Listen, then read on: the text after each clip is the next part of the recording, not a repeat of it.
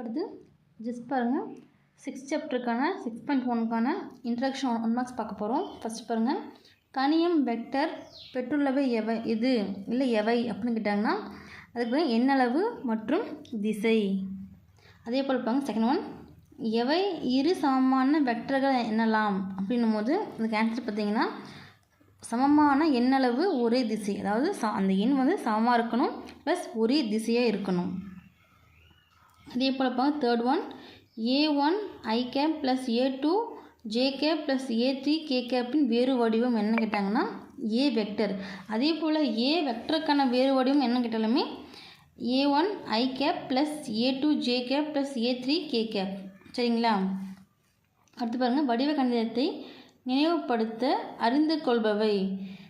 இதை நம்ம ஞாபகம் வச்சுக்கிறது, நம்ம இதை ஃபஸ்ட்டு 3 எப்பயுமே வடிவ கணிதம் அப்படின்னும் போது எண்ணளவு திசை வெக்டர். சரிங்களா?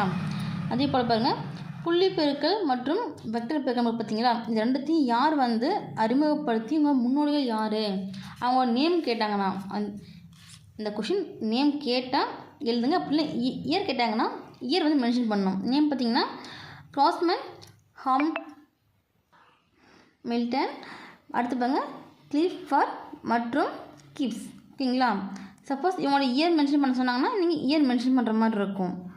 அதே போல் இயற்பியல், பொறியியல் மற்றும் மருத்துவம் சார்ந்த துறைகளில் அதிகமாக நம்ம என்ன பயன்படுத்துகிறோம் வெக்டர் இயற்கணித பார்த்தீங்களா, இது ஃபிசிக்ஸ், அதே போல் பொறியியல் சம்மந்தப்பட்ட ஒரு சில நிறைய படிப்பில் வரும். அதே போல் மருத்துவம் சார்ந்த துறையில் முக்கியமாக பயன்படும்.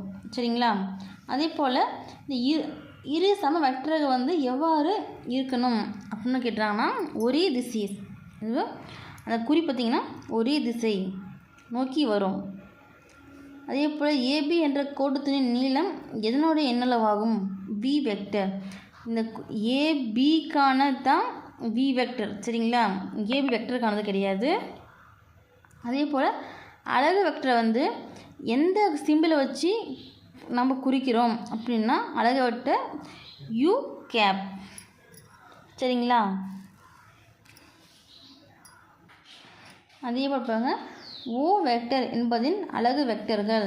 இதுக்கான அலகு வெக்டர் கேட்டாங்கன்னா I cap, J cap, K cap. இது பார்த்திங்கன்னா ஓ வெக்டருக்கானது. அதே போல் நீளம் 1க்கான வெக்டரோட பெயர் கேட்டாங்கன்னா அது அலகு வெக்டர். சரிங்களா? இதுக்கான ஒரு சில டெஃபினிஷன் பார்த்துக்கோங்க, ரெண்டும் ஒரே மாதிரி இருக்கும். அதே போல் நெக்ஸ்ட் ஒன், திசையிலை பெருக்கம் இருக்குது பார்த்தீங்களா, இதோடைய இன்னொரு பேர் கேட்டாங்கன்னா புள்ளி பெருக்கம். அதே போல் புள்ளி பெருக்கத்துக்கான இன்னொரு பேரும் திசையிலை பெருக்கம் தான். சேம் அதே போல் தான் வெக்டர் பெருக்கத்துக்கான இன்னொரு பேர் கேட்டாங்கன்னா குறுக்கு பெருக்கம். குறுக்கு பெருக்கம் கேட்கும் போது அதுக்கான இன்னொரு பேர் பார்த்திங்கன்னா வெக்டர் பெருக்கம். அடுத்து பாருங்கள், A vector dot B vector ஒரு திசையில் எனில் ஏ வெக்டர் கிராஸ் பி இது வெக்டர். இது திசையில் எடுக்கும்போது டாட்டில் வரும்போது இது வெக்டர் அப்படின்னு மென்ஷன் பண்ணுவாங்க.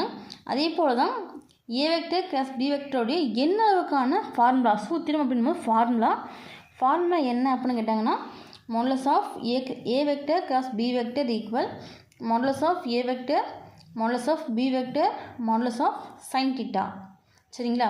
இந்த ஃபார்முலா கொஞ்சம் ஞாபகம் வச்சுக்கோங்க, பின்னாடி சம் பொறுத்து யூஸ்ஃபுல்லாக இருக்கும். அதே போல் அடுத்து பாருங்கள், ஒரு தொடக்க புள்ளியை பெற்றுள்ள 2 வெக்டரோட பெயர் என்ன கேட்டாங்கன்னா ஒரே தொடக்க புள்ளி வெக்டர், அப்படி இல்லைன்னா இது ஒரு பேர், அல்லது ஒரே முனையில் சந்திக்கும் வெக்டர். சரிங்களா? ரெண்டுல ஒரு பேர் எழுதுனா போதும்.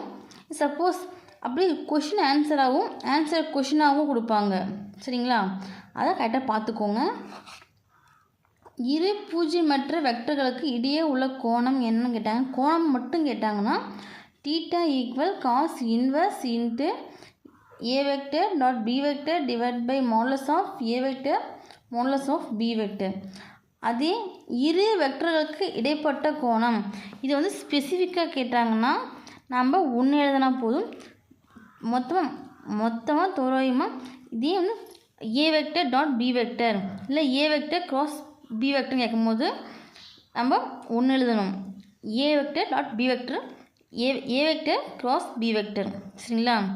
மொத்தமாக கேட்கும்போது இந்த மாதிரி 2 கொடுத்துட்டு இது வந்து ஆப்ஷன் ஏ ஆப்ஷன் பின்னு கொடுத்துருவாங்க. கொடுத்துட்டு ஏ மட்டும் இருக்கா இல்லை பி மட்டுமா இல்லை ஏபி ரெண்டுமே வருமா அப்படின்ற மாதிரியும் கேட்பாங்க. சரிங்களா? அப்போது இதை பார்த்துக்கோங்க. அதே போல் பாருங்கள், A vector dot B vector equal 0 எனில் அவை ஒன்றுக்கொன்று என்னவா இருக்கும். இது புள்ளி பெருக்கத்தில் என்னவா இருக்கும்னு மொத்தமாக பார்த்தீங்கன்னா A vector dot B vector equal 0ன்றது இருக்கட்டும். புள்ளி பெருக்கத்தில் வந்து எப்படி இருக்கும் அப்படின்ற மாதிரி கேட்கும்போது செங்குத்தாக இருக்கும். புள்ளி பெருக்கம்னும் போது ஏ வெக்டரும் பி வெக்டரும் செங்குத்தாக இருக்கும். அதுவே பார்த்தீங்கன்னா A vector cross B vector குறுக்கு பெருக்கம், அதாவது குறுக்கு பெருக்கம் இல்லை வெக்டர் பெருக்கம்னு சொல்லலாம். அப்படி வெக்டர் பெருக்கத்தில் பார்த்தீங்கன்னா இது வந்து இணையாக இருக்கும். அதே புள்ளி பெருக்கத்தில் வந்து செங்குத்தாக இருக்கும். சரிங்களா? இது ஒன்றுக்கு ஒன்று டிஃபரன்ஷியேஷன் பார்த்துக்கோங்க. அதே போல் கொஷின் ஆன்சராக மாற்றி கொடுத்தோம் செங்குத்துக்கு என்ன வரும், இல்லை இதுக்கு இணையாக இருக்கும் போது இந்த கிராஸில் வந்து என்ன கேட்பாங்க அப்படின்ற மாதிரியும் கொஷின் கேட்பாங்க. சரிங்களா? இது நான் பார்த்துக்கோங்க.